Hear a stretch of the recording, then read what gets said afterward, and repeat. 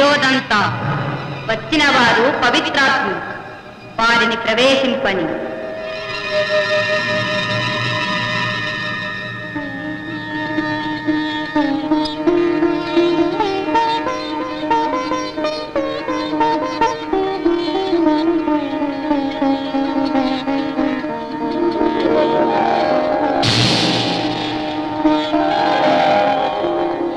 జై గురుదేవా.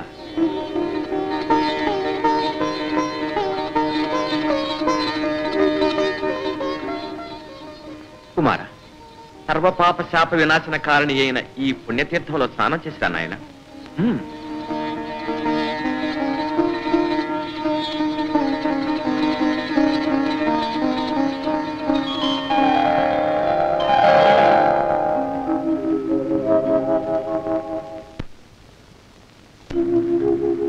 వినయదండ మహాశయ, ఇంతవరకు మీకుండిన ఆ సునకరూపమేమిటి?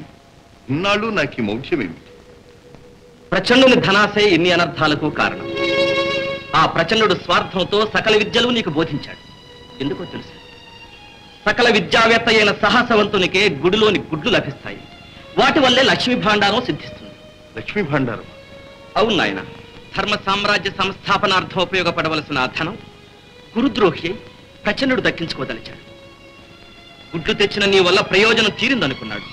మోకరిలిన నీ తలపై మంత్రదండంతో మొత్తి నీ విద్యలు తిరిగి స్వాహా చేసుకున్నాడు.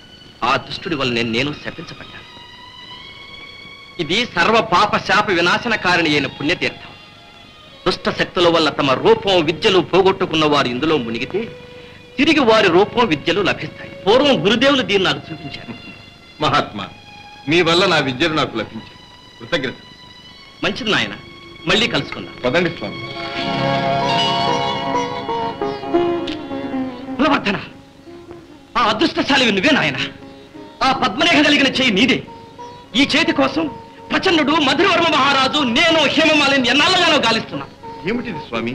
నాకేమీ బోధపట్టండి. ప్రచండుడికి తాళపత్ర గ్రంథం ఒకటి లభించింది.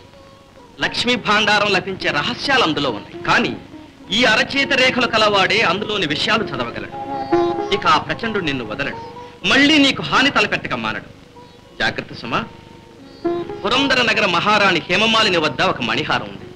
అందులోని నీలమణి కాంతిలో నీ చేతి నీడ కనిపిస్తుంది. అక్కడికి వెళ్దాం పద.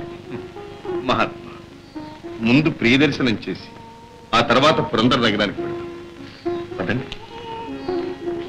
మరిన్ని ఫ్రెష్ ఫిల్మ్ అప్డేట్స్ కోసం మా TFC మీడియా ఛానల్ ని సబ్స్క్రైబ్ చేసుకోండి.